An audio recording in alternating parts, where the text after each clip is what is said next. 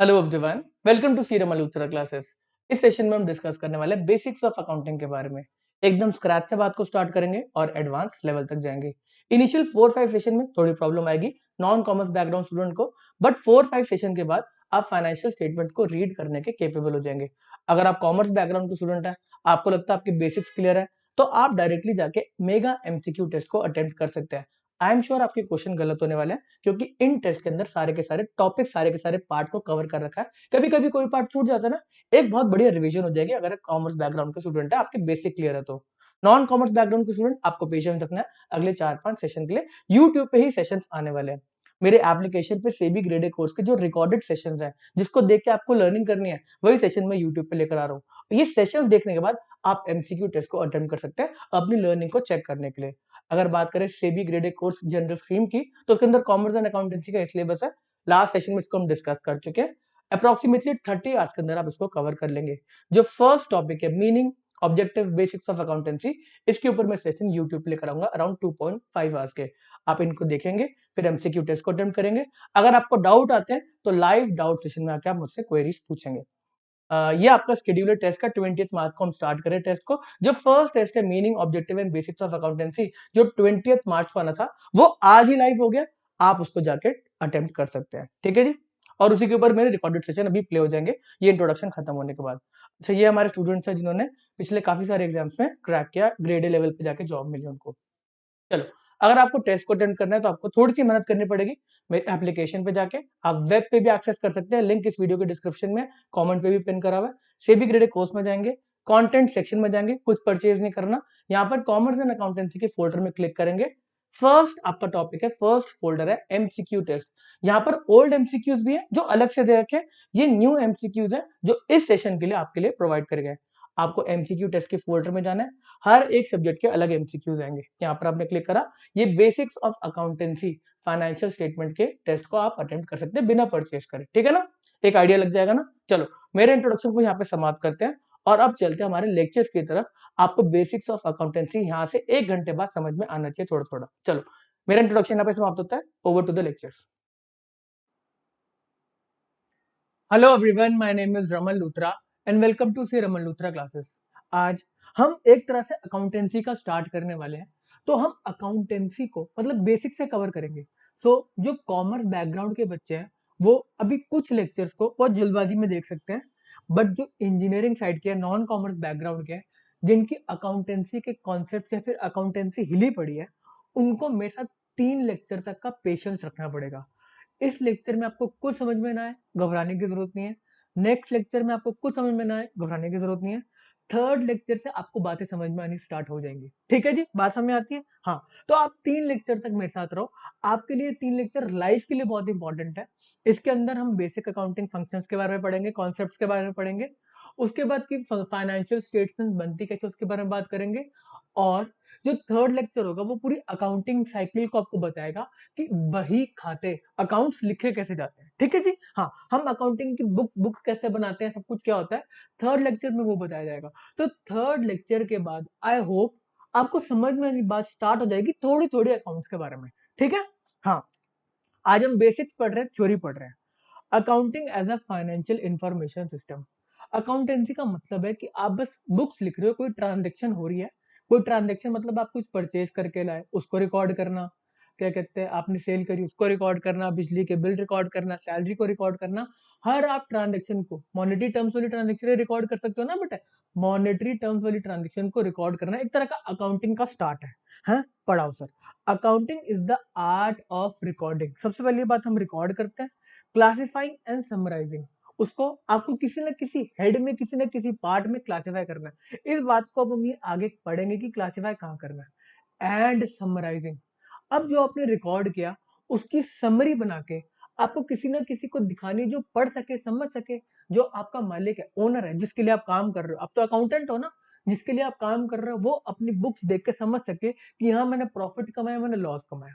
तो accounting is the art of recording, classifying, summarising in a significant manner and in terms of money transaction. But money transaction को ही कर सकते हैं, non monetary transaction को हम क्या रिकॉर्ड कर सकते हैं?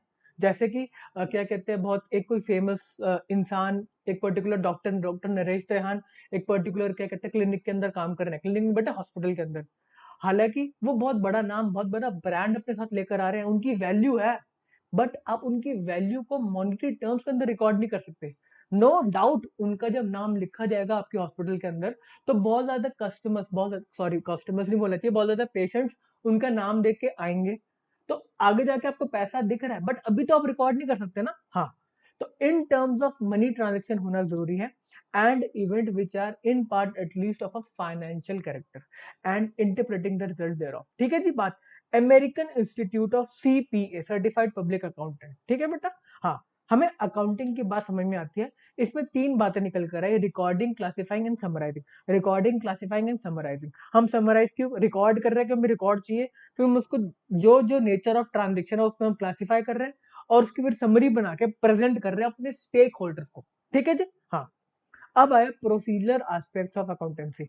On the basis of above definition, the procedure of accounting can be divided into two parts: generating financial information and using of financial information. पहले तो आप जनरेट कर रहे हो फाइनेंशियल इंफॉर्मेशन, जो भी आप रिकॉर्ड कर रहे हो, क्लासिफाई कर रहे हो, और फिर उसके यूजेस, उसको कौन कौन यूज करेगा। शेयर होल्डर्स यूज करेंगे, आगे प्रोस्पेक्टिव इन्वेस्टर यूज करेंगे, बैंकर्स यूज करेंगे, कोई क्रेडिटर देखेगा कि मैं वो क्रेडिट दूं क्या ना दूं आपकी बैलेंस शीट को देख के। ठीक है। जनरेटिंग, हम जनरेट करने वाले फाइनेंशियल इंफॉर्मेशन को। सबसे पहली बात आती है रिकॉर्डिंग की। This is the basic function of accounting. जो रोज बैठ के बेटा एंट्री करता रहता है उसको बोलते हैं हम recording. All business transaction of a financial character as evidenced by some document such as sale book, sale bill, passbook, salary slip, etc. are recorded in the books of account. कोई भी आपको सोर्स डॉक्यूमेंट ला के दे दे कि ये मैं purchase करके लेकर आया हूं, बिल दे रहा है। देखो जनरली जो हमारी अकाउंटिंग होती है वो कोई ना कोई एविडेंस के ऊपर होती है, कि कोई आपको बिल देगा तभी आप करोगे ना, तभी तो बिलिंग का सिस्टम चलता है। नहीं तो फोन फोन पे सारे बोलते हैं हाँ परचेजिंग होगी तो एंट्री कर ले। आपके पास कोई सपोर्टिंग डॉक्यूमेंट होना चाहिए जो बुकिश लैंग्वेज है, और होना भी चाहिए। बट क्या कहते हैं, बड़े सारे दो नंबर के काम होते हैं जिसमें काम, जिसमें ये नहीं होता। ठीक है जी, हमें रिकॉर्डिंग समझ में आती है, हम रिकॉर्ड कर लेंगे, कोई ना कोई बिल बिल लेकर आए, हमने रिकॉर्ड कर ली। आगे क्लासिफाइंग का मतलब क्या, उसको हम किस किस चीज में क्लासिफाई करें। Classification is concern with the systematic analysis of a recorded data with a view to group transaction or entities of one nature at one place। आप एक टाइप के ट्रांजेक्शन को एक जगह क्लासिफाई कर दो। है, बात समझ में आती है। The book containing classified information is called laser. जब आप पहले क्या कहते हैं रिकॉर्ड कर रहे हो एंट्रीज को, फिर एक एक टाइप की एंट्री, जो एक एक टाइप की क्या मतलब एक ही नेचर की एंट्रीज होंगी, वो एक जगह आप क्लासिफाई कर दोगे, उसको हम बोलते हैं लेजर। सर अब हमें एग्जांपल दो, हमें लेजर समझ में नहीं आया। जैसे आप एक पार्टी से परचेज करते आते हो, हाँ भाई परचेज करता रहे, पेमेंट करते रहेंगे, परचेज करता रहे, पेमेंट करते रहेंगे, परचेज करता रहे, पेमेंट करते रहेंगे, ऐसे चलता रहता है। पूरे साल परचेजिंग और पेमेंट चल रही है, कुछ क्रेडिट पे माल है। अब मैं कह रहा हूँ इसका लेजर लेकर आओ, इस पार्टी का मेरे को देखना है, मैंने इस पार्टी से कितनी कितनी परचेजेस करी है, इसको मैंने कितनी कितनी पेमेंट करी है, और इसका बैलेंस कितना बचा है, तो मैं उस पार्टी का लेजर निकाल के लेकर आता हूँ। बात समझ में आती है। हाँ, this book contains on different pages individual accounts heads under which all financial transaction of similar nature के transaction को आप गैदर करो और लिख दो। For example there may be separate account head for salaries, सारी सैलरीज को आप एक जगह लिख दीजिए, सारी रेंट की पेमेंट्स को आप एक जगह लिख दीजिए, प्रिंटिंग, स्टेशनरी, एडवर्टीजमेंट, सबका अलग अलग लेजर होता है। आप एडवर्टीजमेंट का लेजर लेकर आओ, पता चल जाएगा कि आपने एडवर्टीजमेंट की खर्चा कहाँ कहाँ पे किया, किस किस को पेमेंट करी है।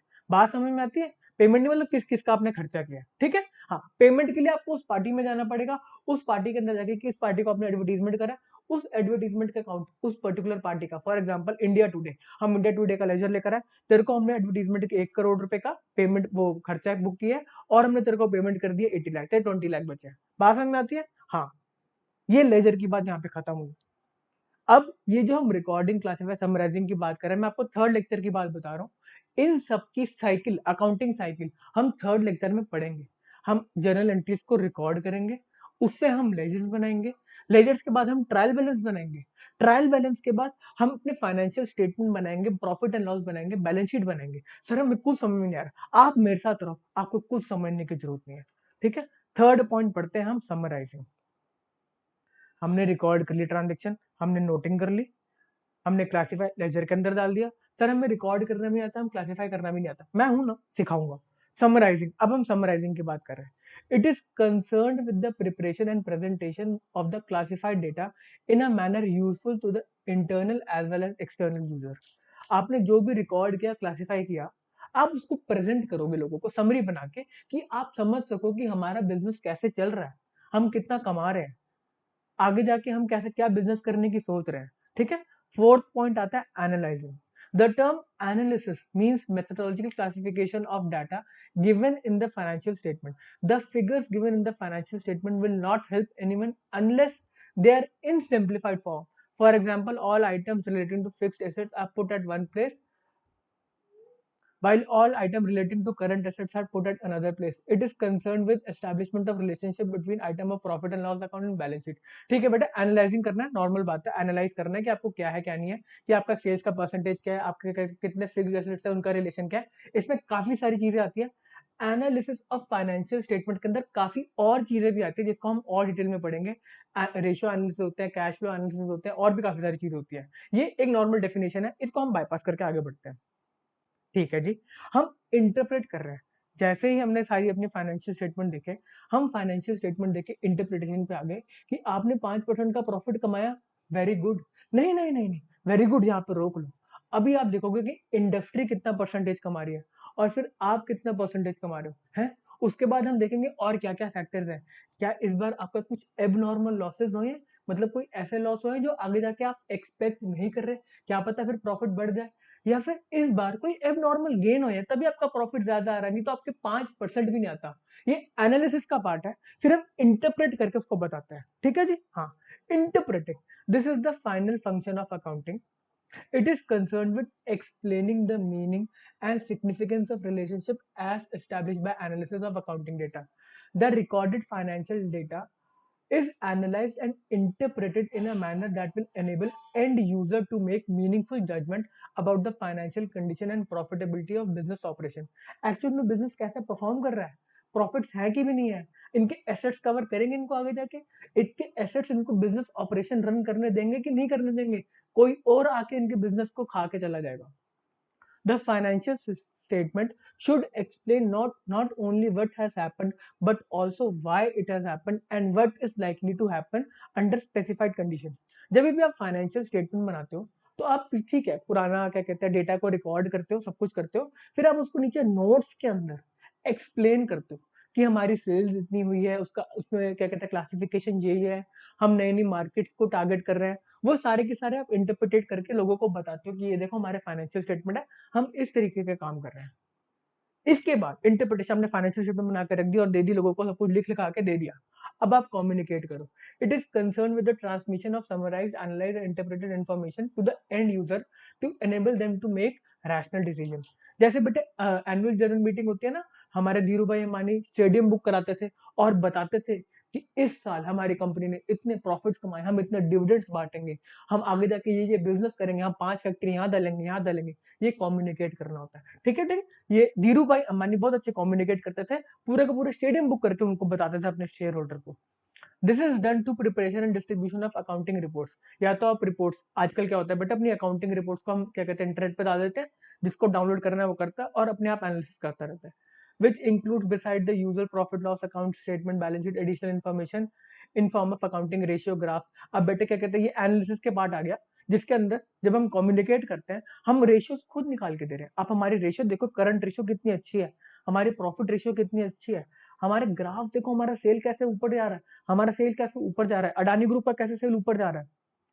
डायग्राम्स, फंड फ्लो स्टेटमेंट, पैसे की कोई कमी नहीं है, जो पैसा आ रहा है हम उसको लगा रहे हैं, हमारे क्या कहते हैं फंड्स की कोई कमी नहीं है।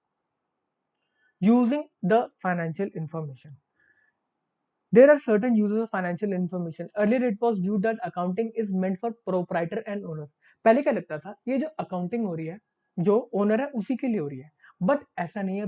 बिजनेस चेंज हो रहा है, काफी ज्यादा इन्वेस्टर्स आपके साथ जुड़े हैं, काफी ज्यादा क्रेडिटर्स आपके साथ जुड़े हैं, काफी ज्यादा बैंक आपके साथ जुड़े हैं, इतने सारे स्टेक होल्डर्स ने आपके बिजनेस में पैसा लगा रखा है। तो हर एक बंदा आपके फाइनेंशियल्स को पढ़ने के लिए उतावला है, वो रीड करना चाहता है, उसको इन्फॉर्म डिसीजन लेना है। ठीक है। पहले क्या लगता था, earlier it was view that accounting is meant for the proprietor और owner of the business, but changing social relationship diluted the earlier thinking.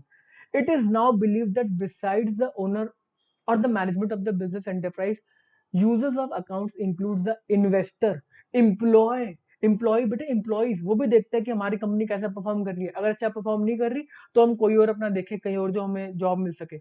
Lenders, suppliers, customer, government and other agencies, the public at large. Accounting provides art of presenting information systematically to the users of accounts. आपको समझ में आ रहा है कि हाँ यार हम accounting कर रहे हैं, रिकॉर्डिंग कर रहे हैं, क्लासिफाइंग कर रहे हैं। अब इसके रिगार्डिंग इसके इतने सारे यूजर्स हैं, तो गवर्नमेंट कोई ना कोई मतलब कोई तरीके होंगे रिकॉर्ड करने के, कि सब अपनी मर्जी से रिकॉर्डिंग चल रही है कि हाँ जिसका जो मन कर रहा है वैसे रिकॉर्ड कर दे, वैसे क्लासिफाई कर दे, वैसे फाइनेंशियल स्टेटमेंट को लिख के दे दे। फाइनेंशियल स्टेटमेंट बनाने की क्या जरूरत है, हम हर चीज को लिख के दे देते हैं। सेल्स इतने की है, क्या कहते हैं प्रॉफिट इतने का है, एक्सपेंसेस इतने के है, हम हर चीज को क्या कहते हैं पैराग्राफ की फॉर्म में दे देते हैं। ऐसा नहीं है। इधर गवर्नमेंट अपने बताती है कि कुछ कॉन्सेप्ट्स है, कुछ क्या कहते हैं प्रिंसिपल्स है, आपको कोई फॉर्मेट्स है, आपको उसको फॉलो करके ही अपनी फाइनेंशियल स्टेटमेंट को प्रोवाइड करना है, जो कि यूनिवर्सल रहे। मतलब कोई भी मतलब अगर इंडिविजुअल क्या कहते हैं लेमैन है, उसको पढ़ने में आसानी रहे, हर जगह यही प्रिंसिपल्स फॉलो हो रहे हैं, यही कॉन्सेप्ट फॉलो हो रहे हैं, तो इसके लिए वो हर एक चीज को रीड कर सके। मतलब अगर दूसरे बैलेंस शीट है किसी और इंडस्ट्री के, किसी एक पर्टिकुलर बिजनेस की बैलेंस शीट है, और दूसरे उस इंडस्ट्री में किसी और की बैलेंस शीट है, तो दोनों सेम कॉन्सेप्ट से बनी हो, दोनों सेम प्रिंसिपल्स को फॉलो करके बनी हो, ताकि इसको वो कंपेयर कर सके और अच्छा डिसीजन ले सके। ठीक है जी। हाँ, अभी अभी हम थ्योरी पढ़ रहे हैं, हम थ्योरी को और आगे लेके जाते हैं। ऑब्जेक्टिव ऑफ अकाउंटिंग क्या है? Systematic recording of transaction. भाई हमारा अकाउंटिंग कहता है कि आप सिस्टमैटिक ढंग से रिकॉर्ड करो ट्रांजेक्शन को। Basic objective of accounting is to systematically record the financial aspect of business transaction. इसको हम बोलते हैं बुक कीपिंग। आप बुक बना रहे हो, बुक लिख रहे हो, ठीक है, जो जो आपकी ट्रांजेक्शन हो रही है। These recorded transactions are later on classified and summarized logically for the preparation of financial statement and for their analysis and interpretation. समझ में आती है बातें तो हम पढ़ कर आ रहे हैं। ठीक है जी, सिस्टमैटिक रिकॉर्डिंग ट्रांजेक्शन हो गया। अब आया ascertainment of results of above recorded transaction. अब आप कह रहे हो कि क्या रिजल्ट्स निकल कर आए। Accountant prepare profit and loss account to know the result of business operation. आपने कितना प्रॉफिट कमाया या आपने कितना लॉस खाया उसके बारे में। If revenue exceeds expense then it is said to the business is running profitability. चलो जी, हाँ हमें समझ में आता है कि बिजनेस प्रॉफिटेबल है, हमारे अर्निंग ज्यादा और हमारे एक्सपेंसेस कम है। But if expense exceeds revenue then it is said to be business is running under losses. ठीक है जी, कोई नई बात नहीं है। The profit and loss account help the management and different stakeholder in taking rational decision. For example, if business is not proved to be remunerative or profitable, then the cause of such state of affairs can be investigated by the management. But systematically record किया, फिर certain किया कि भाई कैसी transaction है आपकी, business के operations कैसे, प्रॉफिट है कि नहीं है, और अगर प्रॉफिटेबल नहीं है तो उसका रीजन क्या, उसको इन्वेस्टिगेट करके उसको ठीक करना। ये बात आई, प्रॉफिट के रिस्पेक्ट में बात कर रहे हैं। अब वो कह रहे हैं कि एक पर्टिकुलर दिन पे आपकी पोजीशन कैसी है, फाइनेंशियल पोजीशन कैसी है, आपके पास बैंक में पैसा पड़ा है, आपके पास एसेट्स हैं, स्टॉक पड़ा है, क्या बेचोगे, अगर एसेट्स नहीं है तो बेचोगे क्या, वो सारी बात कर रहे हैं। Ascertainment of the financial position of the business. businessman is not only interested in knowing the results of business in terms of profit and loss. सिर्फ प्रॉफिट एंड लॉस ही एक चीज नहीं है, आपको आज की पोजीशन क्या आपके बिजनेस की, आप आगे जाके कैसे पैसा कमाओगे, उसके बारे में बात कर रहा हो। Businessman is not only interested in knowing the results of business in terms of profit and loss of a particular period, but is also anxious to know what he owes, उसकी आज की लाइबिलिटी क्या है बाहर के लोगों की, and what he owns, आज के assets क्या है मेरे, जिस assets को यूज करके मैं आगे और पैसा कमाऊंगा। To know this accountant prepare a financial position statement. ओहो बेटा, इसको बैलेंस शीट बोलते हैं, popularly known as balance sheet. The balance sheet is a statement of assets and liability of the business at a particular point. हम एक दिन की balance sheet बनाते हैं कि आज के दिन हमारे पास कितने एसेट्स एंड लायबिलिटी है। फिर जो हमारा प्रॉफिट एंड लॉस बनता है वो एक पीरियड का बनता है, जनरली 12 महीने का। बेटे 12 महीने में आपने कितना प्रॉफिट, एक साल में आपने कितना प्रॉफिट कमाया या लॉस दिया अपने शेयर होल्डर को। और जो हमारी बैलेंस शीट बनती है वो 12 महीने की नहीं बनती, वो आज के दिन की बनेगी। बेटे एक दिन पे बनेगी कि एक दिन पे आपके एसेट्स एंड लायबिलिटी कितने हैं। फिर जैसे फॉर एग्जांपल 31 मार्च को एसेट्स एंड लायबिलिटी कितने हैं, फिर अगले साल 31 को वो एसेट्स कितने बढ़ गए, कम हो गए, तो ये एक दिन पे बनती है। ठीक है जी, ठीक है जी, ठीक है जी। Providing information to the user for rational decision making. ये बातें रिपीट हो रही हैं, बट ठीक है, हम पढ़ लेते हैं। ठीक है। Accounting as a large of business communicate the financial result of an enterprise to various stakeholders by means of financial statement। हम अपने स्टेक होल्डर को फाइनेंशियल स्टेटमेंट दे के बताते हैं कि भाई हमारे कैसे रिजल्ट रहे। फाइनेंशियल स्टेटमेंट से मेरे को क्वेश्चन ध्यान आ रहा है, आईबीपीएस ने एक क्वेश्चन पूछा है, फाइनेंशियल स्टेटमेंट में क्या क्या इंक्लूड नहीं होता। फाइनेंशियल स्टेटमेंट में क्या क्या इंक्लूड नहीं होता। आप फाइनेंशियल स्टेटमेंट जो देते हो उसके अंदर प्रॉफिट एंड लॉस अकाउंट होता है, बैलेंस शीट होते हैं, कैश फ्लो स्टेटमेंट होते हैं, आपके नोट्स टू अकाउंट्स होते हैं, समरी बना के आप देते हो। ठीक है, तो इसके अंदर था कि क्या क्या इंक्लूड नहीं होता। क्वेश्चन ऐसा आया था कि फाइनेंशियल स्टेटमेंट में क्या इंक्लूड नहीं होता, तो उसमें एक दे रखा था ट्रायल बैलेंस है। ट्रायल बैलेंस हमारा फाइनेंशियल स्टेटमेंट नहीं है। ट्रायल बैलेंस क्या होता है कि आप जब लेजर बुक्स को रिकॉर्ड, अकाउंटेंसी को मतलब ट्रांजेक्शन्स को रिकॉर्ड कर रहे हो, फिर उसको आप लेजर, एक पर्टिकुलर लेजर में पोस्ट कर रहे हो, फिर उसके बैलेंस को आप ट्रायल बैलेंस में लिखते हो कि हर एक एंट्री का बैलेंस कितना रह गया, हर एक लेजर का कितना कितना बैलेंस रह गया। अब इन बातों को बना के आप फाइनेंशियल, इन बातों को यूज करके आप फाइनेंशियल स्टेटमेंट्स बनाते हो, जो कि profit and loss account, balance sheet, हमारे क्या कहते हैं कैश फ्लो स्टेटमेंट, हमारे नोट्स टू अकाउंट्स ये होते हैं। इसकी बात आपको फर्दर क्लैरिटी मिलती अगर हम पढ़ेंगे लॉ, जिसके अंदर शेड्यूल 3 के अंदर बताया गया क्या फाइनेंशियल स्टेटमेंट्स है, और हमारे अकाउंटेंसी में बताया गया कि क्या क्या हमारे फाइनेंशियल स्टेटमेंट्स होते हैं। तो trial balance is not a financial statement, आप ध्यान रखना, क्वेश्चन रिपीट हो सकते हैं आईबीपीएस के। ठीक है, अब हमने इंफॉर्मेशन भी प्रोवाइड कर दी। अब हम कहेंगे कि हमारा बिजनेस कितना सॉल्वेंट है, हमारे एसेट्स कितना कवर कर रहे हैं हमारी लाइबिलिटी को। अगर हमारी लाइबिलिटी ज्यादा, हमारे एसेट्स कम है, तो मतलब हम तो बैंक करप्सी की कगार पे खड़े हैं, हमें ज्यादा लोग पैसे मांगने वाले हैं, हमें देने वाला कोई नहीं है। By preparing the balance sheet, management not only reveals what is owned and owed by the enterprise, जो हमारे पास है, जो किसी और से हमें देना है, ठीक है, but also gives the information regarding concern's ability to meet its liability in short run and also in long run. Short run के अंदर अगर अपनी लाइबिलिटीज को पे ऑफ कर सकते हैं, एग्जाम्पल दो सर, हमें नहीं पता, शॉर्ट रन के अंदर बेटे मैं क्या कहते हैं सामान स्टॉक उधार पे लेकर आया 1 लाख रुपीज का, और मेरे बैंक अकाउंट के अंदर 2 लाख रुपीज पड़े, I am happy, I am खुश। ठीक है, तो मैं पता है कि शॉर्ट टर्म के अंदर वो 1 लाख रुपए मांगने आएगा, मैं बैंक से 1 लाख रुपए निकाल लूंगा, उसको दूंगा और बाय बाय। तो इसको बोलते हैं लिक्विडिटी पोजिशन, मेरे बैंक बड़ा लिक्विड है, मेरे पास लिक्विड पैसा पड़ा है, मैं खुश। और दूसरी बात आती है लॉन्ग टर्म सॉल्वेंसी। मैंने बैंक से 5 साल के लिए लोन ले रखा है 10 करोड़ का, 10 साल मतलब 5 साल के बाद मेरे को 10 करोड़ रुपए बैंक को देने हैं, और उसके कॉरस्पॉन्डिंग मेरे पास एसेट्स, बिल्डिंग बिल्डिंग पड़ी है, 20 करोड़ की बिल्डिंग पड़ी है मेरे पास, मेरे पास बैंक के अंदर 1-2 करोड़ रुपए फालतू पड़ा है, मेरे पास कुछ स्टॉक पड़ा है। तो मैं कह रहा हूँ कि वो जो 10 करोड़ रुपए देने हैं बैंक को, उसके रिस्पेक्ट में मेरे पास अच्छे खासे बड़े बड़े एसेट्स पड़े हैं, तो मैं सॉल्वेंट हूँ, मेरे को कोई दिक्कत वाली बात नहीं है। अगर बैंक पैसे मांगता है तो मेरे पास पैसे देने के लिए जुगाड़ है, मतलब मेरे पास पैसा है, मैं पैसे देके खत्म कर दूंगा। बात समझ में आती है? तो ये लॉन्ग टर्म सॉल्वेंसी पोजीशन की बात करता है। जब भी आप लॉन्ग टर्म की बात करोगे पेमेंट वापस करने की, उसको सॉल्वेंसी बोलते हैं। शॉर्ट टर्म के अंदर अगर आप बात करोगे उसको लिक्विडिटी बोलते हैं। ठीक है जी, ठीक है जी, ठीक है जी, ठीक है जी। Functions of accountancy, the main functions of accountancy are as follows. आप अकाउंटिंग करते करते क्या करते हो, आप कहते हो भाई हम मेजर करेंगे, accounting measures past performance of the business. जो भी बिजनेस ने पास्ट में परफॉर्मेंस करी है वो सारी सारे बही खाते में लिख के दे दिए। Forecasting, accounting help in forecasting future.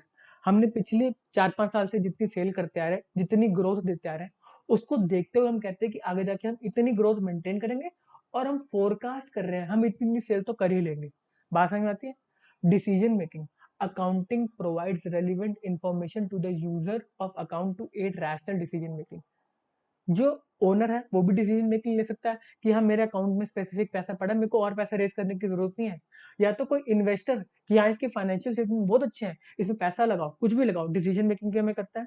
ठीक है, कंपैरिजन एंड इवैल्यूएशन, हम विद इन इंडस्ट्री अपने आप को कंपेयर कर सकते हैं हमारे कॉम्पिटिटर के साथ, इवैल्यूएट कर सकते हैं हम कहाँ कहाँ पे लैग कर रहे हैं, कहाँ कहाँ पे हमारे पॉजिटिव पॉइंट्स हैं।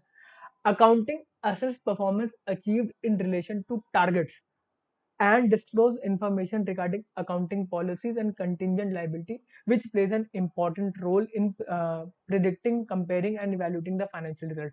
ठीक है, हाँ. फिफ्थ पॉइंट आया कंट्रोल. कंट्रोल फंक्शन एक तरह का हम कंट्रोल लगा के चलते हैं कि हमें एक खर्चे को इससे ज्यादा बढ़ाना नहीं है, हमें उसको कंट्रोल लेके चलना है, ऑपरेशन का एफिशिएंट बना के चलना है. ठीक है. Accounting also identify weakness of operation system and provide feedback regarding the effectiveness and measure adopted to check such weakness. हम देख रहे हैं कि भाई हाँ, एक पर्टिकुलर खर्चे में हमारा खर्चा, एक पर्टिकुलर हेड में हमारा खर्चा ज्यादा हो गया, फॉर एग्जाम्पल एडवर्टीजमेंट. हम कह रहे हैं इस खर्चे को कंट्रोल करो. ठीक है, तो ये कंट्रोल करने में हमारा बेनिफिट करता है. Government regulation and taxation. Government कहती है आप बेटे फाइनेंशियल स्टेटमेंट बनाओ, नहीं बनाओगे तो आपको पेनल्टी लगेगी. इंडिया के अंदर तो फिर भी लीनियंट है. फॉरेन कंट्रीज में अगर अपने अपने क्या कहते हैं फाइनेंशियल स्टेटमेंट्स को फाइल नहीं करा तो वहां पे तो आपको बेटे अगले दिन ही जेल में डाल देंगे. ठीक है, हाँ. Accounting provides necessary information to the government to exercise control on the entity as well as collection of taxes. Government को हेल्प करता है कि फाइनेंशियल स्टेटमेंट्स बने हुए हैं तो आपके टैक्सेस सही हैं, मतलब आपकी कैलकुलेशन सही है, वो कैलकुलेशन चेक करते हैं. और भी रिस्पेक्ट में कि आपके कितने, क्या आपकी वेल्थ है, कंपनी के कितने, कितना उनके पास एसेट्स है, कितने उसके एम्प्लॉयज है. काफी ज्यादा गवर्नमेंट के रेगुलेशन होते हैं. जितने भी एम्प्लॉयज है उनके रिस्पेक्ट में आप जो आपकी स्टैट्यूटरी लाइबिलिटी है उसको मेट कर रहे हो नहीं कर रहे, और भी बड़ी सारी चीजें. ठीक है जी, ठीक है जी, ठीक है जी. बुक कीपिंग के बारे में पढ़ के आ चुके हैं. अब हम एक डिफरेंस पढ़ रहे हैं बुक कीपिंग और अकाउंटिंग का. बुक कीपिंग में हम रिकॉर्ड कर रहे हैं और अकाउंटिंग में हम ऐसा क्या कर रहे हैं, उसका डिफरेंस क्या है. देखो, it is a process concern with recording. Book keeping एक छोटा है कि रोज के रोज जो ट्रांजेक्शन हो रही है आप उसको लिख रहे हो. Accounting is concern with summarising of recorded transaction. Accounting generally आप समरी बना के फाइनेंशियल स्टेटमेंट्स बनाने की तरफ चल पड़े हो. ठीक है. Book keeping it constitute as a base for accounting. Book मतलब जो अकाउंटिंग है वो बुक कीपिंग से ही स्टार्ट होती है. पहला पहला स्टेप ही अकाउंटिंग का बुक कीपिंग है. पहले आप ट्रांजेक्शन को रिकॉर्ड करोगे तभी तो फाइनेंशियल स्टेटमेंट बनाने जाओगे. It is considered as language of accounting, is considered as language of business.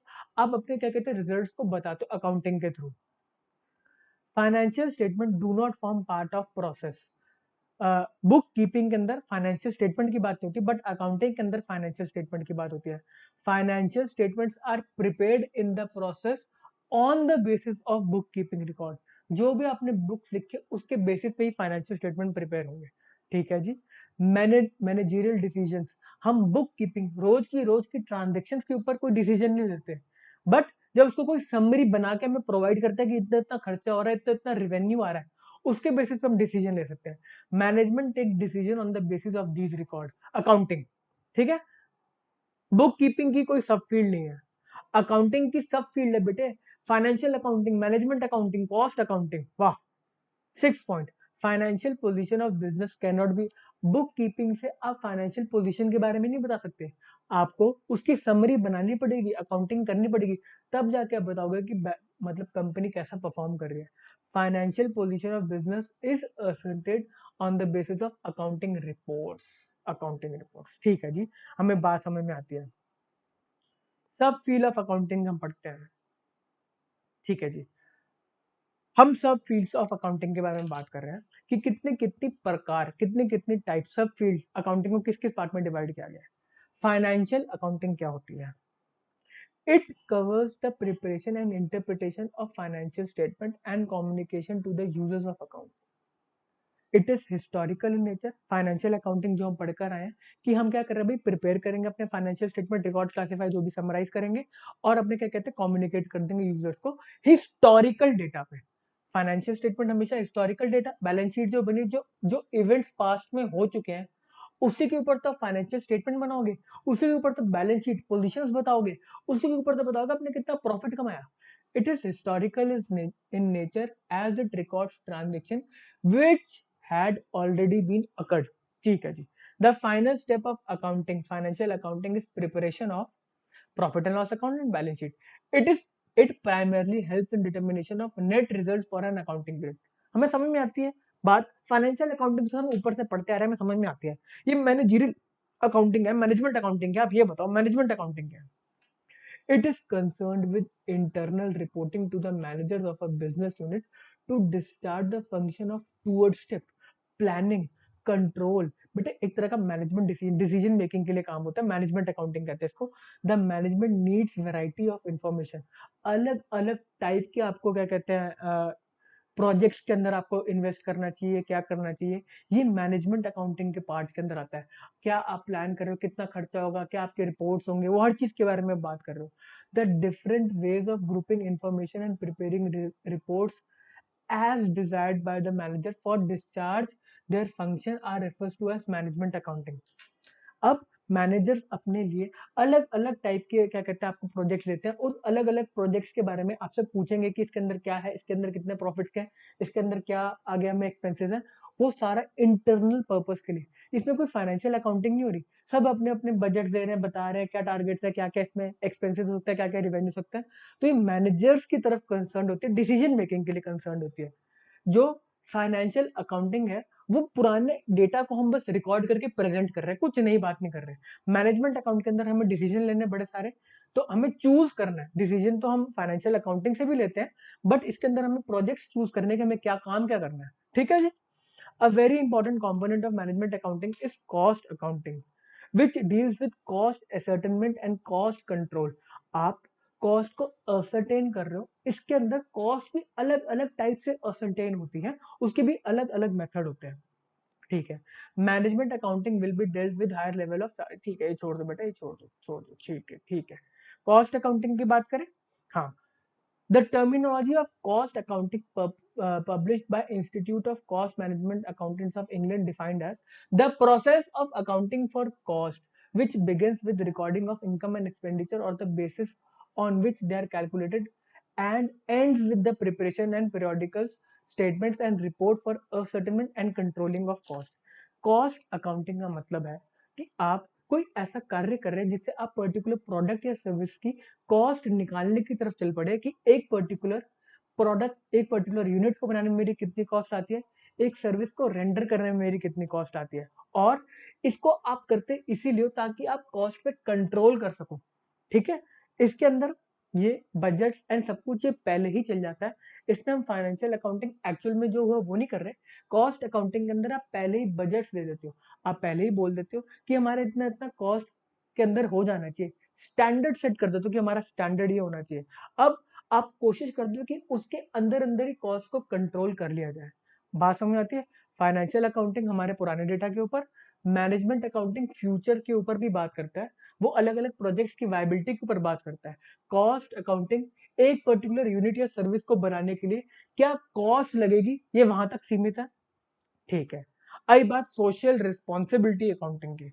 ओहो, the demand for social responsibility accounting stems for increasing social awareness. जैसे ही आगे बढ़ते जा रहे हैं हम सोसाइटी की तरफ और अवेयर होते जा रहे हैं कि हम जो रिसोर्सेज को एक्सप्लॉइट कर रहे हैं, हमें उसको वापस भी सोसाइटी को वापस भी देना है हमें, अगर हम उनके रिसोर्सेज यूज कर रहे हैं। The demand for social responsibility accounting stems from the increasing social awareness about the undesirable by product of economic activities. हम इतना इकोनॉमिक एक्टिविटीज के बाय प्रोडक्ट क्या है, इतना धुएं में आप पॉल्यूशन फैला रहे हो, इतना सब कुछ कर रहे हो, गाड़ियां चल रही हैं तो इतने धुएं फैल रहे हैं। ठीक है। As already discussed earlier, social responsibility accounting is concerned with accounting for social cost incurred by an enterprise and social benefit created। इसका सबसे बड़ा एग्जांपल है कंपनीज जो CSR का एक्सपेंस करती है। CSR, CSR corporate social responsibility का जो आप एक्सपेंस करते हो, आप बताते हो कि जैसे हमारे प्रधानमंत्री जी ने कहा था कि आप काफी ज्यादा टॉयलेट्स बनाइए, वो CSR एक्टिविटी आप सोसाइटी को वापस कर रहे हो अपने प्रॉफिट से। आप स्कूल्स बना रहे हो, हॉस्पिटल्स बना रहे हो। काफी ज्यादा जो कॉर्पोरेट्स हैं वो हॉस्पिटल भी रन करते हैं कि वो एक तरीका है कि हम सोसाइटी को कैसे वापस करें। ठीक है। वो फ्री स्कूल्स भी चलाते हैं कि हम अगर प्रॉफिट्स कमा रहे हैं तो हम स्कूल के तरीके से सोसाइटी को वापस भी कर सके। ठीक है जी, वेरी गुड। फिफ्थ पॉइंट आया जो आजकल काफी नया नया और चल रहा है, ह्यूमन रिसोर्स की अकाउंटिंग। हमें समझ में आता है कि एक पर्टिकुलर बिजनेस का जो सबसे बड़ा एसेट होता है वो उनके अंदर जो काम कर रहे हैं वो लोग होते हैं। तो कहते हैं आप ह्यूमन रिसोर्स अकाउंटिंग के बारे में बात करो। Human resource accounting is an attempt to identify, quantify and report investment made in human resource. ये कैसे करेंगे, आप अपने ह्यूमन रिसोर्स के ऊपर कितना ट्रेनिंग का एक्सपेंस कर रहे हो, उनकी डेवलपमेंट के लिए क्या क्या एक्सपेंस कर रहे हो, उनको कहाँ घुमाने फिराने लेके जा रहे हो, उनकी पर्सनालिटी डेवलपमेंट के लिए क्या काम कर रहे हो, ये उसकी बात करता है। आपको कि आपने एक अपने एचआर के लिए कितना काम किया, ह्यूमन रिसोर्स डिपार्टमेंट के लिए आपने कितना काम किया है, जो आपके पूरा मतलब टैलेंट टीम है उसके लिए आपने क्या क्या काम किया, उसकी अलग अकाउंटिंग करो, उसके अलग रिपोर्ट्स बनाओ, बताओ हमें। ठीक है। Human resource accounting is an attempt to identify, quantify and report investment made in human resources of an organisation that are not presently accounted for under convention. हमारे पुराने मेथड में तो हम बेटे ह्यूमन को कुछ समझते ही नहीं थे ना, अभी भी स्टार्ट हुआ ये। ठीक है। अभी का लेक्चर हम थोड़ा सा ब्रेक लेते हैं। नेक्स्ट लेक्चर में हम अकाउंटिंग कॉन्सेप्ट, कन्वेंशन, प्रिंसिपल और एक अकाउंटिंग के बेसिक चीज जिसका पूरा अकाउंटेंसी की ट्रांजेक्शन रिकॉर्ड करना टिका हुआ है, हम उसकी बात करेंगे। हम ये लेक्चर अभी के अभी थोड़ी देर में रिकॉर्ड कर रहे हैं, ठीक है जी। ये वाले लेक्चर पे हम अभी ब्रेक मार रहे हैं, ओके।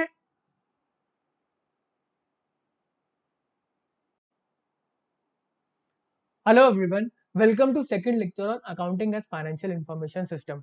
आज हम बात करेंगे अकाउंटिंग के कॉन्सेप्ट, कन्वेंशन, प्रिंसिपल के बारे में और गोल्डन रूल्स ऑफ अकाउंटिंग के बारे में बात करेंगे। पहले हम अकाउंटिंग के मतलब कॉन्सेप्ट की पढ़ाई करें।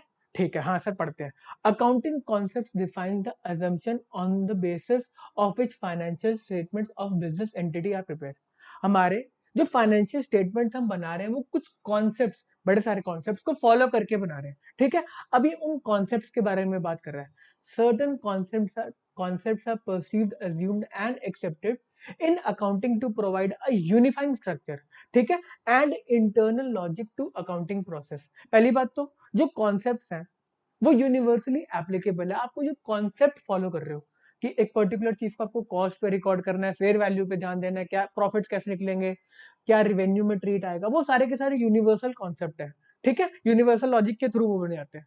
The word concept concepts means idea or notion which has universal application। very good।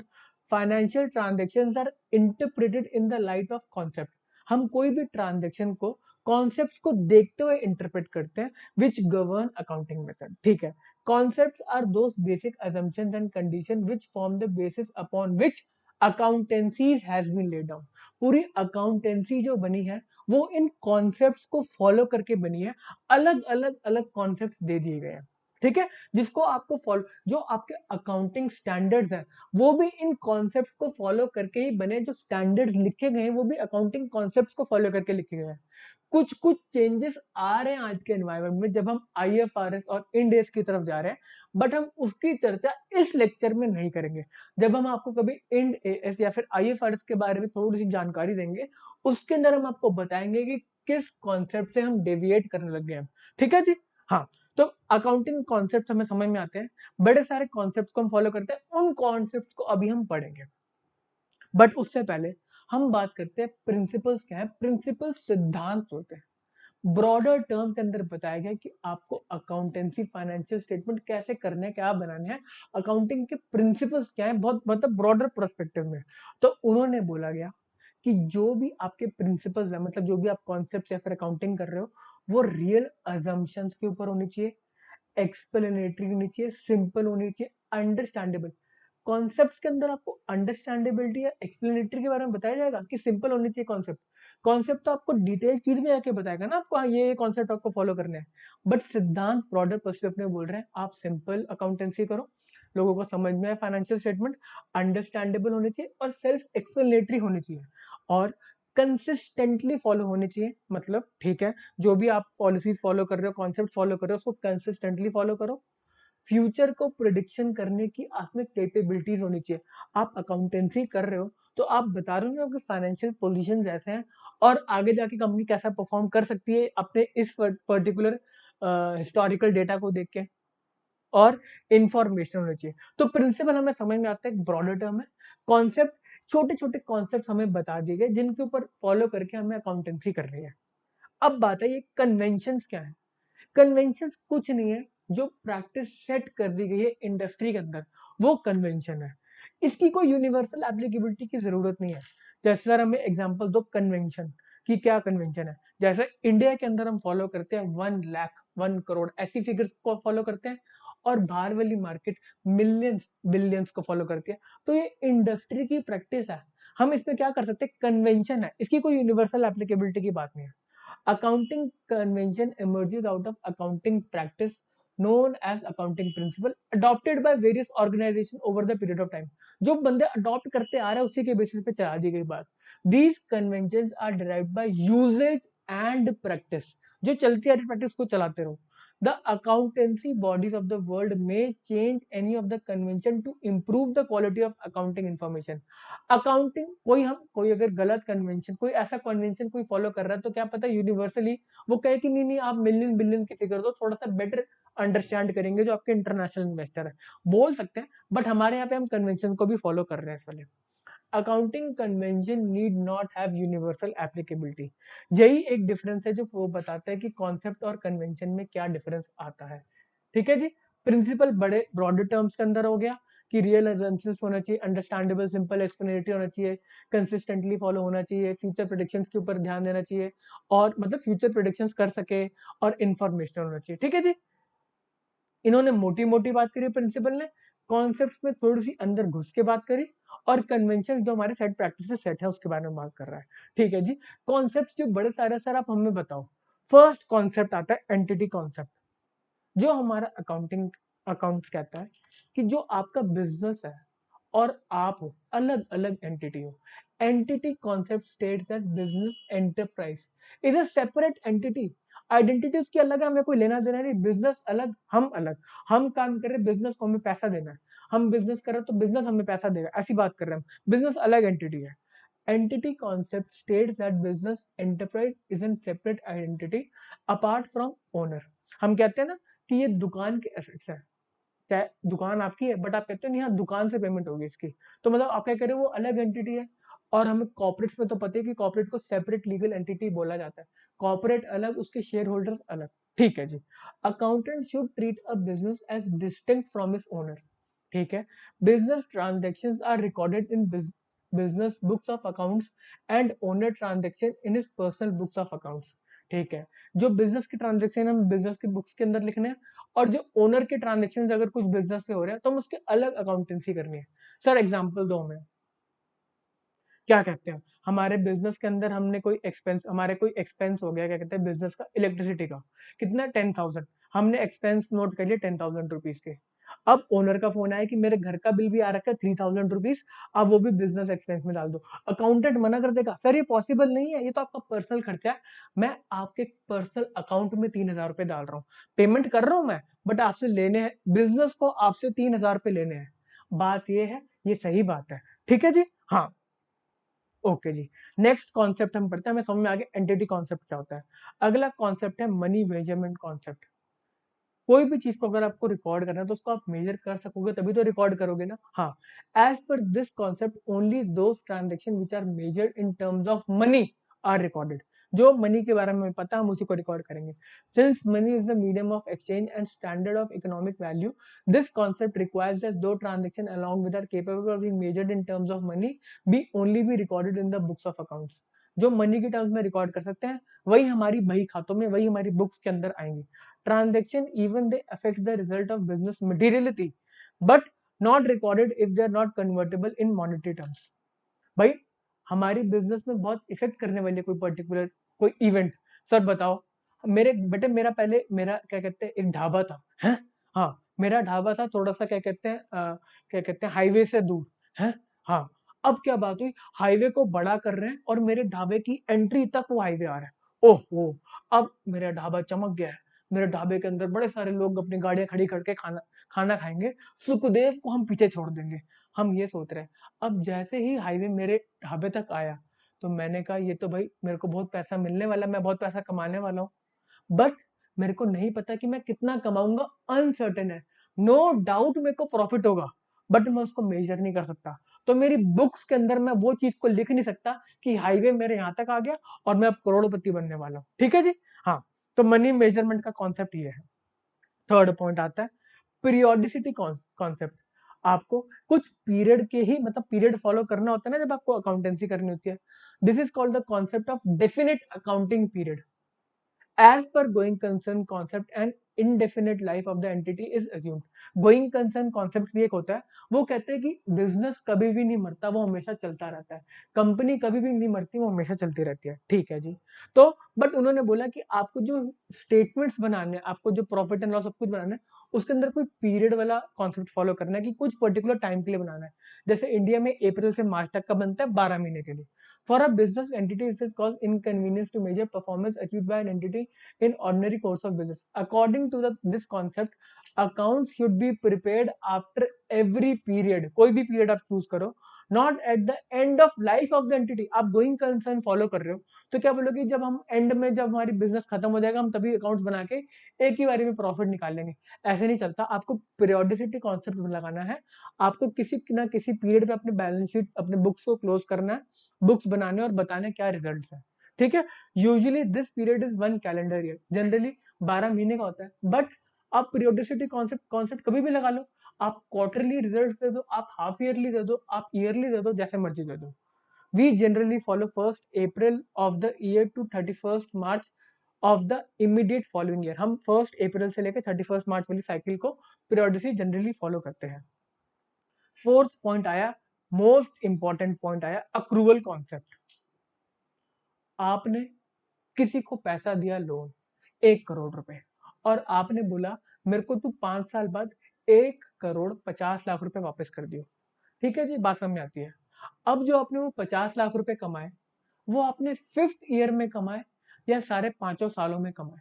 Sir मैंने वो 50 लाख रुपए 5 साल में कमाए, तो इसको हम अक्रूवल कॉन्सेप्ट बोलते हैं कि आपकी इनकम जैसे जैसे अक्रू कर रही है वैसे आप रिकॉर्ड कर लो। अगर आपका एक्सपेंस हो रहा है, अक्रू हो रहा है, तो आप उस एक्सपेंस को रिकॉर्ड कर लो। पेमेंट की बात नहीं कर रहे, आपको पेमेंट 5 साल बाद मिलेगी, बट आपकी इनकम तो हर साल अक्रू हो रही है। फॉर अगर ऐसे ही कुछ है जो जिस पार्टी को आपको पेमेंट करनी है, उसके लिए तो एक्सपेंस हर साल हो ही रहा है ना, पेमेंट उसको चाहे बाद में करनी है। तो अक्रूवल कॉन्सेप्ट क्या कहता है? Under accrual concept the effect of transaction and event are recognised on mercantile basis, that is when they occur. जैसे ही अकर हो गया वैसे ही आप कर दो। कैश की बात नहीं कर रहे, कैश की बात होना हो वो बात की बात है, कैश मिलेगा नहीं मिलेगा एंड में मिलेगा वो बात की बात है। And they are recorded in the accounting books and reported in the financial statement of the period to which they relate. इसके अंदर बोला गया ट्रांजैक्शन हुई, मतलब आपने आज सेल करी और दूसरी पार्टी ने बोला मैं आपको पेमेंट करूंगा, बट आप उस ट्रांजैक्शन को रिकॉर्ड कर दो, मैंने सेल कर दी है। अक्रूवल कहता है जैसी ट्रांजैक्शन हुई वैसे रिकॉर्ड कर दो, आप कैश के आने का वेट मत करो। इस अक्रूवल कॉन्सेप्ट का दूसरा कॉन्सेप्ट होता है कैश। कैश बेसिस पे बुक्स मेंटेन करो, मतलब आप ट्रांजैक्शन रिकॉर्ड मत करो, जब कैश आएगा तब ट्रांजैक्शन देखी जाएगी, जब कैश आएगा या कैश जाएगा तभी ट्रांजैक्शन हम देखेंगे। और अभी हम क्या फॉलो करते हैं जनरल लाइफ के अंदर? अक्रूवल। कैश को कहते हैं नहीं, कैश आ जाएगा उसकी ट्रांजैक्शन हम बाद में कर लेंगे, बट जैसे ही हमारी ट्रांजैक्शन अकर हुई हम तभी रिकॉर्ड कर लेंगे, कैश के आने या जाने का वेट नहीं करेंगे। दूसरी टाइप्स की जो बुक्स बनती है, कोई कैश टाइप की बुक्स भी बनती है, उसके अंदर कैश के बेसिस पे ही ट्रांजैक्शन होती है, ठीक है जी। तो हमारा अकाउंटिंग कॉन्सेप्ट बोलता है कि आपको कैश बेसिस पे नहीं, आपको अक्रूवल कॉन्सेप्ट फॉलो करके बुक्स को बनाना है। बात समझ में आती है? हाँ, मतलब जैसी ट्रांजैक्शन हुई वैसे आप लिख दो, ठीक है। फिफ्थ पॉइंट आया मैचिंग कॉन्सेप्ट। मैचिंग कॉन्सेप्ट के अंदर बोला गया कि आपको जो इनकम है उसके रिस्पेक्ट में जो एक्सपेंस है उसको मैच करना है? हाँ, in this concept all expenses match with the revenue of that period should only be taken in consideration है। हाँ, वो कहते हैं कि आपको मैच करना है कि एक पर्टिकुलर रेवेन्यू में आपने कितने कितने एक्सपेंसेस किए।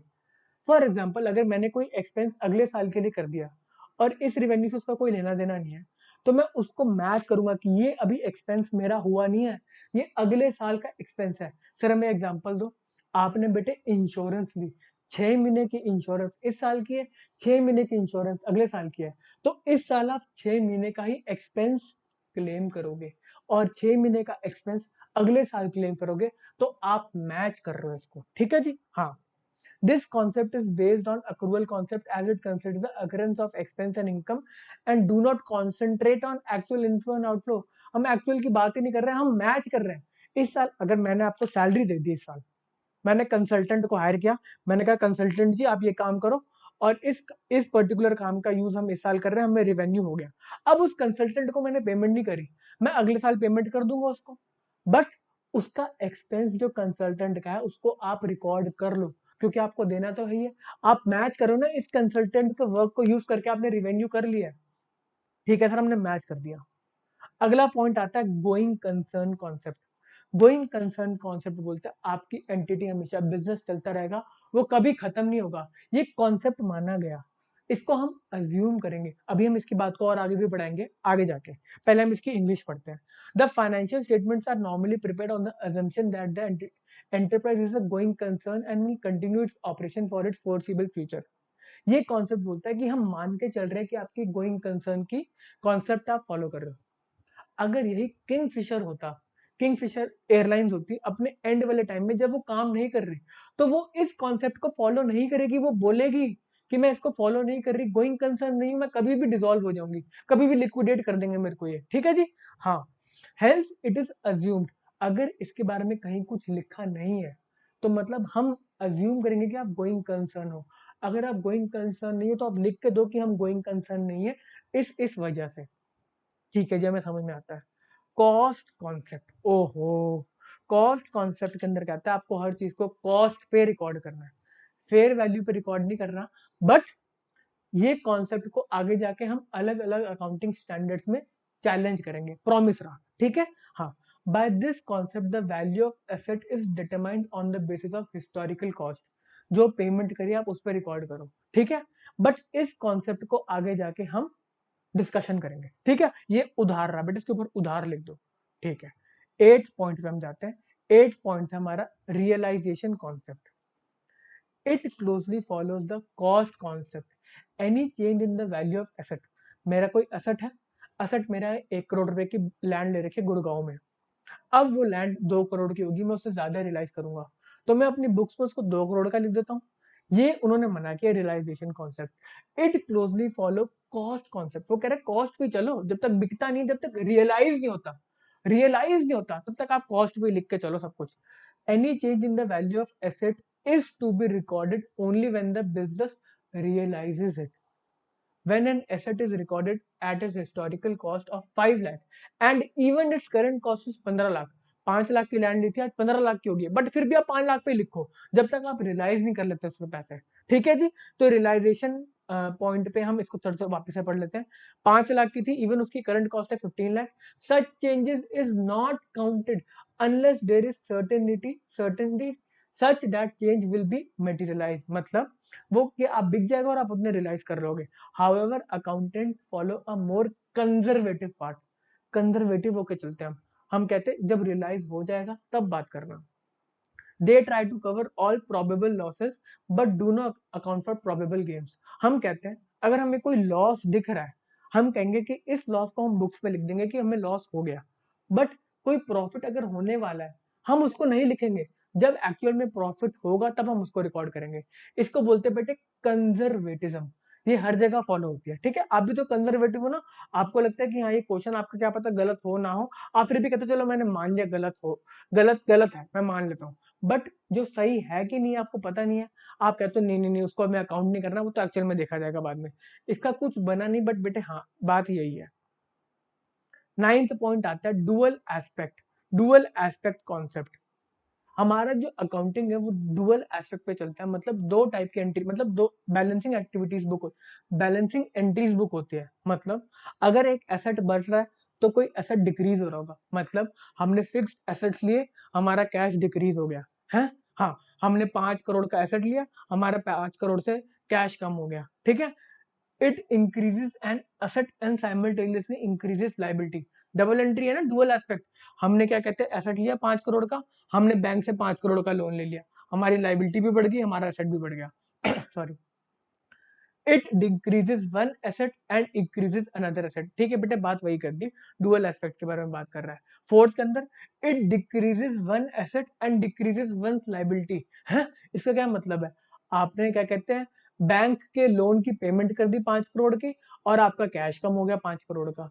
It increases one liability and decreases another liability, मतलब आपने बैंक से लोन लिया 5 करोड़ का और इस 5 करोड़ से आपने अपने ट्रेड पेबल्स की पेमेंट कर दी, मतलब आपकी लायबिलिटी एक साइड बढ़ी और दूसरी साइड कम हो गई। आपने लायबिलिटी बढ़ाई, आपने बैंक से लोन लिया और फिर आपने पेमेंट कर दी ट्रेड पेबल्स की। It increase liability and increase asset हमारा हो गया, डिक्रीज लायबिलिटी एंड इंक्रीज बाकी सारे बेटे हमारे हो गए। बात यही है, इससे ऊपर कुछ होता नहीं है। 10th पॉइंट वापस आ गया जो हम पढ़कर आए थे, जो कि था कंजर्वेटिज्म। हम सारे लॉसेस को अकाउंट कर लेंगे, हम प्रॉफिट्स जब एक्चुअल में रियलाइज होंगे, रियलाइजेशन कॉन्सेप्ट लगा के तभी हम उसको लिखेंगे। Conservatism states that accountant should not anticipate any future income. Income जब होगी, एंटीसिपेट नहीं कर रहे, होगी तब बताना। However they should follow all possible losses. हमें अगर कोई दिख रहा है कि हमें कोई लॉस हो गया, फॉर एग्जाम्पल मेरा स्टॉक 1 लाख का मैंने ले रखा है और मार्केट के अंदर वो स्टॉक 80,000 का बिक रहा है, कोई पूछ नहीं रहा उस स्टॉक को, तो मैं कह रहा हूं मुझे लॉस हो गया 20,000 का और मैं अपने एसेट को 80,000 पे रिकॉर्ड कर दूंगा। ऑन द अदर हैंड वही स्टॉक मार्केट में 2 लाख का बिक रहा है, मार्केट के अंदर मतलब क्या कहते हैं वो कमी होगी उस स्टॉक की, बट फिर भी आप उस 1 लाख के स्टॉक को 2 लाख पे रिकॉर्ड नहीं करोगे, आप 1 लाख पे रिकॉर्ड करोगे जब तक कि वो रियलाइज नहीं हो जाता, रियलाइज नहीं हो जाता, एक्चुअल में बिक नहीं जाता। इसको बोलते हैं हम कंजर्वेटिज्म। अब हम इसमें रियलाइजेशन हमने मिक्स कर दिया जब तक रियलाइज नहीं हो जाता। ठीक है जी, हमें समझ में आती है। When there are many alternative values of an asset, an accountant should choose the method which leads to lesser value। आप कंजर्वेटिव होके चलो, कम से कम कितना आ सकता है, कम से कम आपके कितने नंबर आ जाएंगे आप वो मान के चलो पेपर के अंदर। Later on we shall see that the golden rules of current assets valuation. ठीक है बेटे, करंट एसेट की वैल्यूएशन, इन्वेंट्री की वैल्यूएशन में हम पढ़ेंगे कॉस्ट और net realisable value whichever is lower होता है, इसको अभी आप छोड़ दो। ठीक है जी, कंसिस्टेंसी आ गई बात। जो हम कॉन्सेप्ट्स को फॉलो करते आ रहे हैं, जो भी हम कन्वेंशन फॉलो करते आ रहे हैं, जो भी हम मेथड्स फॉलो करते आ रहे हैं, आप उसको कंसिस्टेंटली अप्लाई करो। मतलब अगर आप कोई डेप्रिसिएशन निकालने, जैसे डेप्रिसिएशन निकालने के 2 तरीके होते हैं, स्ट्रेट लाइन मेथड होता है और रिटन डाउन वैल्यू मेथड होता है। सर हमें नहीं पता, हम पढ़ेंगे इसके बारे में आगे।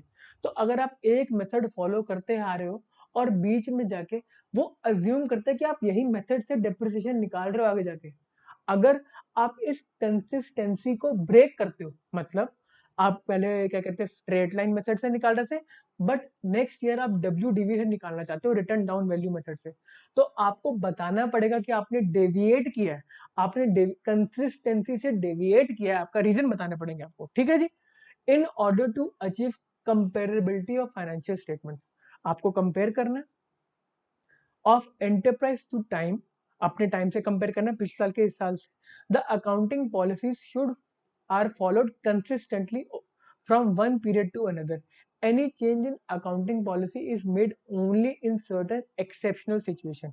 अब जैसे हम कंपेयर कर रहे हैं डेप्रिसिएशन को, इस साल डेप्रिसिएशन आई 90 लाख और अगले साल डेप्रिसिएशन आई 80 लाख। अगर आप सेम मेथड फॉलो कर रहे हो तो ओके है, बट अगले साल आपकी डेप्रिसिएशन 50 लाख ही आ रही है, और इसका रीजन क्या है कि आपने अकाउंटिंग का मेथड चेंज कर दिया, डेप्रिसिएशन का मेथड चेंज कर दिया, तो आप कंपेयर गलत चीज को कर रहे हो ना फिर। तो आपको पिछले साल की डेप्रिसिएशन नए मेथड के हिसाब से निकाल के बतानी पड़ेगी कि अगर हम यही वाला मेथड पिछले साल भी फॉलो करते तो कितनी डेप्रिसिएशन आती, तब आप कंपेयर कर पाओगे। तो ये सारी बातें जब आप डेविएट करते हो आपको लिखनी पड़ती है सारे के सारे, कि हमने क्यों डेविएट किया और इस डेविएशन से क्या फर्क पड़ा। बात समझ में आती है? हाँ। अब बात आई मटेरियलिटी। मटेरियलिटी क्या है कि कोई कोई ट्रांजेक्शन मटेरियल नहीं है, ट्रिवियल अमाउंट के 100 रुपए 200 रुपए की अगर आपकी एंट्री नहीं मिल रही तो छोड़ दो उसको, मटेरियल नहीं है। आप हर चीज थोड़ा ना स्टेक होल्डर को बताओगे कि मेरे 1 रुपए का बैलेंस मैच नहीं कर रहा, मेरे 100 रुपए घूम गए, मेरा कुछ हो गया। तो उन्होंने बोला मटेरियल चीजों को सिर्फ आप बताओ। The material principle permits other concept to be ignored. आप ऊपर के कॉन्सेप्ट छोड़ दो, सारे भूल जाओ। If the effect is not considered material, 100 200 300 रुपए की बात है, छोड़ दो, आप छोड़ दो छोड़ दो छोड़ दो। मतलब क्या कहते हैं कंजर्वेटिज्म के हिसाब से 1 लाख का स्टॉक था, बट मार्केट में अभी 99,990 रुपीज का बिक रहा है। हाँ? तो क्या हम उसको 990 पे रिकॉर्ड करें? आप छोड़ सकते हो मटेरियलिटी को फॉलो करते हुए। ठीक है, हाँ। Materiality principle permits other concept to be ignored, आप छोड़ दो। If the effect is not considered material, The principle is an exception to full disclosure principle. Accounting of materiality principle, all the items have significant economic effect on the business of the enterprise should be disclosed in the financial statement. And insignificant item which will only increase the work of accountant but will not result in users needs should not be disclosed in financial statement. जो material चीजें जो stake holder के लिए benefit करेगी, उनको कोई information देगी, आप सिर्फ उसी को रिकॉर्ड करो। कोई अननेसेसरी ट्रांजेक्शंस को रिकॉर्ड करके फाइनेंशियल स्टेटमेंट को बड़ा मत करो, जिससे अकाउंटेंट का काम ही बढ़े और कोई उसको फाइनेंशियल जो क्या कहते हैं स्टेक होल्डर है उसको कोई फर्क नहीं पड़ता उस इन्फॉर्मेशन से। एक इनसिग्निफिकेंट इन्फॉर्मेशन आप दे रहे हो, सिर्फ आप क्या कहते हैं फाइनेंशियल स्टेटमेंट्स को बढ़ा रहे हो। ठीक है जी, तो हमें सिर्फ मटेरियल चीजों के बारे में बात करें, इममटेरियल चीजों के बारे में बात नहीं करनी। अब इनमें से 3 बातें निकल के आते हैं, कुछ अजम्पशंस। सिर्फ 3 अजम्पशन होती है। हम जब भी कोई फाइनेंशियल स्टेटमेंट को पढ़ेंगे, हम पढ़ रहे हैं फाइनेंशियल स्टेटमेंट को पढ़ रहे हैं, हम 3 चीजें अज्यूम करते हैं कि आपकी जो फाइनेंशियल स्टेटमेंट बने हैं वो गोइंग कंसर्न को फॉलो करते हुए बने। अगर नहीं बने तो लिख दो कि हमने फॉलो नहीं किया। तो गोइंग कंसर्न एक अजम्पशन है, हम अज्यूम कर रहे हैं आपका गोइंग कंसर्न हो। हम अज्यूम कर रहे हैं आप कंसिस्टेंटली फॉलो कर रहे हो अपने मेथड्स को। आप नहीं कर रहे, आप बताओ क्यों नहीं कर रहे। ठीक है, कंसिस्टेंसी। और जब हम आपके फाइनेंशियल स्टेटमेंट पढ़ रहे हैं, आप मान के चल रहे हैं कि आप अक्रूवल कॉन्सेप्ट को फॉलो कर रहे हो, मतलब ये अक्रूवल बेसिस पे बने हैं, कैश बेसिस पे नहीं बने, अक्रूवल पे बने, हम मान के चल रहे हैं। अगर ये अक्रूवल पे नहीं बने तो आप लिख दो, यही अजम्पशन है। यही 3 अजम्पशन होते हैं बेटा, अजम्पशन 3 ही है, गोइंग कंसर्न, कंसिस्टेंसी और अक्रूवल। अगर ये तीनों फॉलो नहीं हो रही है तो आपको फाइनेंशियल स्टेटमेंट में स्पेसिफिकली बताना पड़ेगा। बात खत्म, बात यहीं पे खत्म होती है। ये हमारे कन्वेंशन, प्रिंसिपल, कॉन्सेप्ट से और अजम्पशन थे। ठीक है, अब हम थ्योरी की तरफ जा रहे हैं, थोड़ा सा लिमिटेशन ऑफ अकाउंटिंग पढ़ लेते हैं। ऐसा कुछ इंपॉर्टेंट नहीं है, बट ठीक है हम पढ़ रहे तो हम पूरा पढ़ेंगे। अकाउंटेंसी के अंदर क्या क्या लिमिटेशन है। बैलेंस शीट, जो हमारी पोजीशन बनी, बैलेंस शीट हमारे बता रहे कितने एसेट्स हैं कितने लाइबिलिटी है। वो क्या बताते हैं, वो शो करते हैं पोजीशन ऑफ बैलेंस शीट उस दिन की। वो फ्यूचर की बात तो नहीं कर रहे ना, वो उसी दिन की बात करें कि आपके पास कितने एसेट है कितने लाइबिलिटी है। आप कुछ ना कुछ अज्यूम तो कर सकते हो, बट है तो वो पास डेटा के ऊपर ही।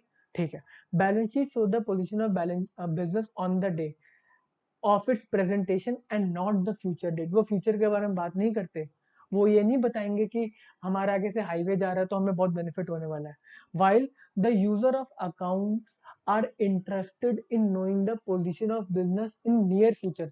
हर बंदा आगे के बारे में सोचता है, पुराने के बारे में देख के रीजनेबल अजम्पशंस लगा के कहता है कि आगे जाके ऐसा होने वाला है। बट जो बैलेंस शीट होती है वो आगे के बारे में ज्यादा बात नहीं करती, वो पुराने पोजीशंस के बारे में बात करती है। तो ये लिमिटेशन है अकाउंटिंग की, पुरानी बातें करते हैं ये। Accounting ignores change in money factor like inflation. हम इन्फ्लेशन की एडजस्टमेंट नहीं करते अपने फाइनेंशियल स्टेटमेंट के अंदर कि कितना हमने कमाया, बट इन्फ्लेशन से भी तो पैसे की वैल्यू कम होगी, उसको तो आपने कोई डिफ्लेट किया ही नहीं। हम वो नहीं करते हैं क्योंकि हम कॉस्ट कॉन्सेप्ट को फॉलो करते हैं। ठीक है, थर्ड पॉइंट आता है, there are occasion when accounting principle conflict with each other. जैसे कि मेटेरियलिटी कॉन्फ्लिक्ट कर देती है कंजर्वेटिज्म से, वो कहते हैं कि कोई कोई प्रिंसिपल्स हमारे कॉन्फ्लिक्ट नेचर के हैं। ठीक है जी, फोर्थ पॉइंट आता है, certain accounting estimates depends on the share personal judgement of the accounting that is provision for doubtful debt. अब इसके अंदर पर्सनल जजमेंट्स आ जाते हैं कि कितने डेट्स हैं जो मेरे बैड होने वाले, डेटर्स हैं जो मेरे को पैसा नहीं देंगे। Method of depreciation, recording of expenditure, ये सारे के सारे मतलब आपको जजमेंट्स लगानी है जो कि आप कुछ ना कुछ गलती कर सकते हो। ठीक है, certain accounting estimates depends on sheer personal judgment of the accounting, that is provision of doubtful debt, methods of depreciation adopted, recording certain expenditure as revenue expenditure, capital expenditure, selection of method of valuation of inventory, and the list is long। तो ये limitation है, काफी सारी चीजें accountant के ऊपर है, उसको डिसाइड करना होता है और उसको प्रेजेंट करना होता है। ठीक है, financial statement consider those assets which are expressed in monetary term. हमारे फाइनेंशियल स्टेटमेंट में सिर्फ मॉनेटरी टर्म्स वाले एसेट आते हैं, जो नॉन मॉनेटरी, जैसे हमारा ह्यूमन रिसोर्स, हमारा सबसे बड़ा एसेट, वो उसके बारे में बात ही नहीं करता। Human resource although the very important asset of the enterprise is not shown in the balance sheet. छोड़ देते हैं वो, हमारे लिए इंपॉर्टेंट है ह्यूमन रिसोर्स बट वो दिखाते नहीं है। There is no generally accepted formula for the valuation of human resource in money terms. हमें समझ में आता है ये हमारी लिमिटेशन है अकाउंटिंग की। ठीक है, लिमिटेशन लिखनी थी तो हमने लिख दी। ठीक है, एक और लिमिटेशन है 6 point, different accounting policies for the treatment of same idea item add to the probability of manipulation. हर एक चीज के अलग अलग प्रिंसिपल पॉलिसीज दे रखी है कि आप किसकी वैल्यूएशन किस तरीके से कर सकते हो, तो उसके रिगार्डिंग मैन्युपुलेट करने के चांसेस बड़े सारे हो जाते हैं। ठीक है जी, हाँ, आप कोई ना कोई अगर वैल्यूएशन करवानी है किसी लैंड की, अलग अलग वैल्यूज के थ्रू आप वैल्यू करवा लो लैंड की, कोई अपनी अलग वैल्यू दे रहा है, किसी ने अपने अलग असम्पशंस फॉलो किए, किसी ने कुछ असम्पशंस फॉलो किए, तो इसमें मैन्युपुलेशन के चांसेस बहुत ज्यादा हो जाते हैं। दो through various laws and accounting standards, efforts are made to reduce the option to minimum, but certainly they are not to be reduced to one। मतलब ये हम जो स्टैंडर्ड्स बनाते हैं, गवर्नमेंट बताती है आप ये फॉलो करो, तो वो मिनिमम तो कर देती है इन सबको, मतलब ये मैन्युपुलेशंस करने के पार्ट को कम तो कर देती है। अलग अलग क्या कहते हैं कॉन्सेप्ट्स को यूज करने के लिए अलग अलग पॉलिसीज को यूज करने को कम कर देती है, बट एक पॉलिसी कोई ऐसा नहीं है कि आप एक ही चीज को हमेशा फॉलो यूनिवर्सली फॉलो कर लो, ऐसा नहीं होता। तो जहां पर भी अपना पर्सनल जजमेंट आ जाती है वहां पे मैन्युपुलेशन होने के चांसेस ज्यादा होते हैं। ठीक है जी, हाँ जी, हमें समझ में आता है। ये आज हमने पढ़ा है कि अकाउंटिंग कॉन्सेप्ट्स क्या होते हैं, कन्वेंशंस क्या होती हैं, प्रिंसिपल्स क्या होते हैं, लिमिटेशंस क्या होती है, अकाउंटिंग की अजम्पशंस क्या होती है, आज हमने ये पढ़ा है। कल का लेक्चर आपकी लाइफ का सबसे इंपॉर्टेंट लेक्चर होगा। कल हम गोल्डन रूल्स ऑफ अकाउंटिंग पढ़ेंगे और हम एक जर्नी पे चल पड़ेंगे, फाइनेंशियल स्टेटमेंट बनाने की जर्नी पे चल पड़ेंगे। ठीक है, लेक्चर थोड़ा सा बड़ा होगा बट आपके लिए बहुत इंपॉर्टेंट होगा वो। ठीक है, तो आज का लेक्चर हम यहीं पे समाप्त करते हैं। Bye bye.